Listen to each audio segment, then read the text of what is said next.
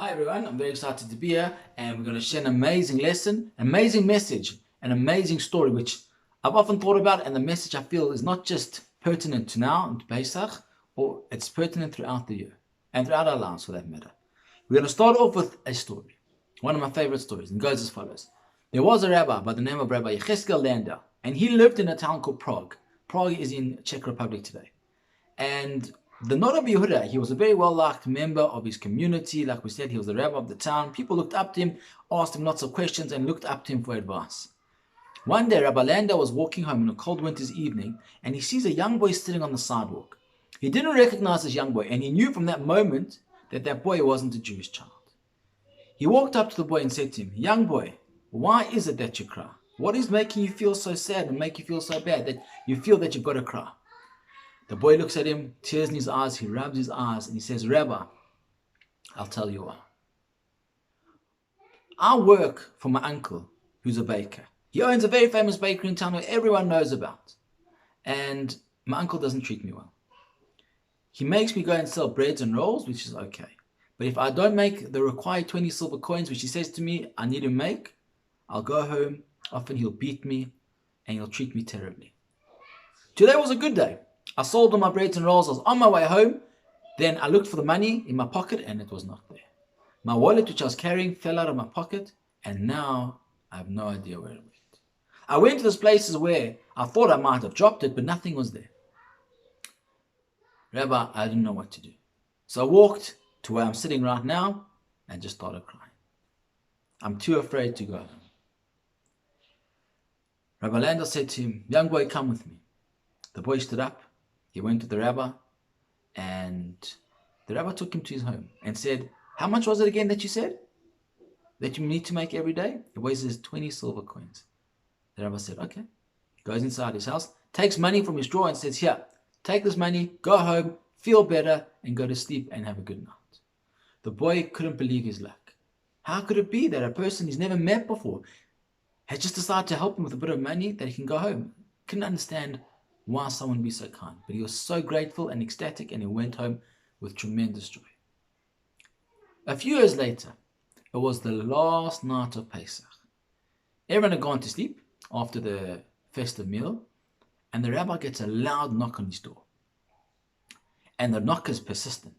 The rabbi gets up from his seat and he says, "Who is it?" And the man at the door says, "Rabbi, I have very important information for you." And the rabbi said, "Okay," and he opens the door. And there he sees a man who he doesn't recognize. And the man says to him, "Rabbi, you probably don't recognize me, but I've come to repay a favor."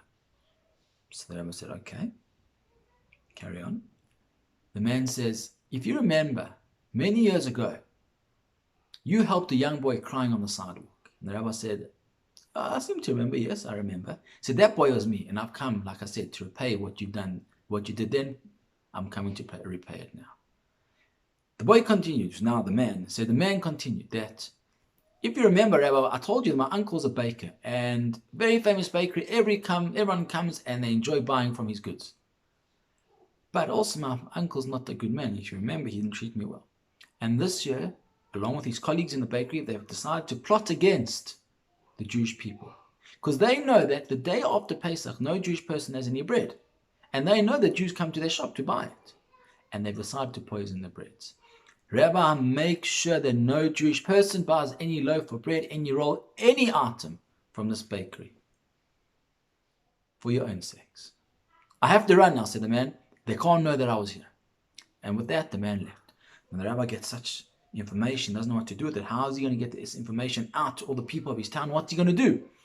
So after the morning service in his synagogue the next morning, he says he's got an important announcement. And please, this message must be disseminated throughout the whole of Prague. Everyone must meet in the rabbi's shul, which was the big shul in Prague, just before the afternoon prayers of that day. So everyone, as the rabbi says, okay, we'll go and get all the people, and everyone calls the people of Prague. By word of mouth, all the Jews of Prague, even though they won't generally go to that shul, they end up coming to the shul. And the rabbi says, "My friends, I have an announcement for you." And what's that announcement? "We have made a mistake with the calendar."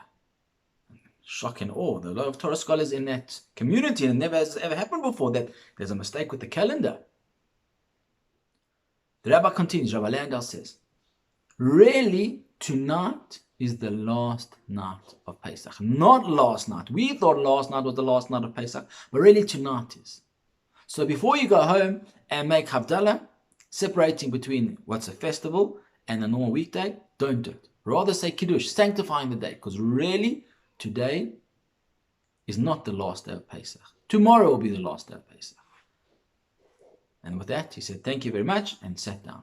The people couldn't believe that this never happened before, that mistake in the calendar.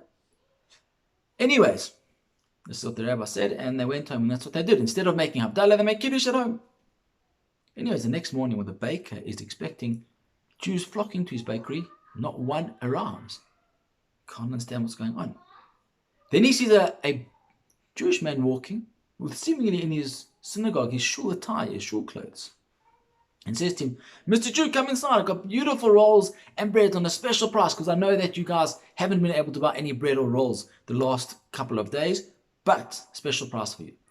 The Jewish man says, sorry, we can't. Our festival only ends tomorrow. The baker's taken aback, goes, looks at his calendar, goes through the lists, and says, no, what are you talking about? Your festival finished yesterday. The Jewish man said, no. We also thought that, but the rabbi said last night it's only finishing tonight. The baker gets very upset. All this bread with a lot of poison inside, and the Jewish people trying to be harmed, his plan doesn't seem to be coming to fruition here. Doesn't know what to do. Takes the bread, puts it out, and tries to find more people, more Jewish people. Come inside the shop, fresh rolls and bread. And they each give him the same answer. This bread cannot be eaten today. Our festival only finishes tomorrow. Anyways, the Jewish people arrive at shul, and something strange happens. Guess who's not there? The rabbi. Now, not only does he make a strange decision the night before that they can't have any bread, but also we now see that he's not in shul. This never happens. The rabbi's always there. All of a sudden, someone peers out the window, and what do they see? They see the rabbi walking with the chief of police towards his bakery. And they see there's some sort of negotiation, some discussion going on, and they see the chief of police taking the baker away in handcuffs. And with that, the rabbi continued to walk, but this time into the shul. And he said, everyone, I have an announcement. And he explained to everyone the whole story, what had happened. Is that there once was a child sitting on the sidewalk crying. And someone went up to him and said, are you okay? And helped him out. And the favor was returned. He said, that was me. I helped that little boy. And see what an act of kindness can do. It can save us literally from a potential death. By just seeing someone who's in need, Jew or non-Jew, we help. And that boy has come and he saved our lives. I think the message is very clear. The message is very, very clear. When there's a chesed, when there's a kindness to do, we do it. It's an amazing thing because we say the very first part of the Magid section of the Haggadah says as follows. Ha lachma anya. We know ha lachma anya. We all know that famous song. So some of the refrains inside it are quite strange. It says, Kol dichvin, whoever is hungry, yete ve'echol, come and eat. And then the very next line says, Kol titzrich, whoever needs, come and yete ve'yifsach, come and eat from the Korban Pesach. Both of them seem to be saying the same thing. Whoever's hungry, come and eat. Whoever needs, come and have the Korban Pesach, which also is eating. So what is the difference? Why have the two lines saying the same thing? A rabbi by the name of Rabbi Joseph Ber Soloveitchik says an amazing idea. He says, the first line is referring to someone who's hungry. Call dichbin, whoever's hungry, let him come and eat.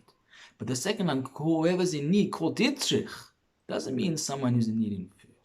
Whoever's in need of anything. It could be the richest man in the whole world. Someone needs someone to talk to. Someone needs a shoulder to cry on. Someone needs company. That's what it means. Call ditzrich. Whoever needs, come and sit with us with the Korban Pesach. We see that's an amazing and very opportune time on Pesach to invite people in. And obviously, this Pesach will be very different. This Pesach will be very, very hard. We can't invite all the people they would like to invite. And many people we know will be alone. So what can we do about that? So while we watch this, we have to understand, if we can, pick up the phone. Say, hello, how are you? I know this is going to be hard for all of us, but know that we're thinking about you. Pick up the phone, see if someone needs a bit of chizuk, a bit of encouragement, because if we don't give them that encouragement, people are going to feel very, very low and very, very lonely. And that's the exact antithesis of what Pesach is. Because we can ask another question. We say, whoever needs to come and eat, let them come and eat. Whoever needs, in general, like Rabbi Soloveitchik said, let them come and Enjoy the company with us. But why do we only say this on Pesach? What happens to Rosh Hashanah, Sukkot, any other time? Why? What is unique to Pesach? So I read an article once by a rabbi called Rabbi Yaakov Haber, and he quoted a rabbi called the Vilna Gaon. Now the Vilna Gaon says in one of his books called the Aderet Eliyahu that 3 fundamental events in the world. What are they? Creation of the world, the leaving of Egypt, and giving of the Torah. Now why are these 3? Creation of the world, because the process of creation of the world is still happening today. And we are still partners in it. What is that? When people have children. Worlds are being created all the time. Now, giving of the Torah. Why is that such a fundamental event? Because once again, the process is still happening now and we're partners in it. Because whenever we learn something, whenever we teach something, someone else learns something new, we become partners in that process. So how does the receiving, so that we see that's how the receiving of the Torah fits into the 3 fundamental events of the world. But how does, the receiving of the Torah. So how does the Exodus of Egypt fit in? Like once again, 3 fundamentals: creation of the world, Exodus from Egypt, receiving of the Torah. So how does the Exodus, the redemption of Egypt, fit into one of the 3 main events of the world? So the Vilna Gaon says something amazing. Person needs to know that we're still part of, like the other 2, we're part of the process. The process is still happening, redemption is still happening, and we're part of the process. How's the redemption still happening? Is that when you speak to someone and help them, whether like a person needs a job, whether a person needs someone to talk to, whether a person needs a loan, we are redeeming them from that situation, and that's how the process still carries on. And that's why it's so fundamental on Pesach. We say, halach ma'anya. Whoever is hungry, let them come and eat, because now is the time. Now is the time where we invite people in. Because we are part of the process. The Exodus of Egypt shows that we are part of the process and partners in the process of this redemption. Redemption hasn't stopped in Egypt. Redemption from any issue, from any problem, still happens right now. And with that, I just want to wish everyone a Chag Kasher B'Sameach. Like we mentioned earlier, it's going to be a different Chag Kasher B'Sameach this year. It's going to be a different festival. But if we can in any way bring a redemption to any person somehow, whatever it may be, if they're struggling in any issue, let's try to do it. Let's pick up the phone and give someone a call.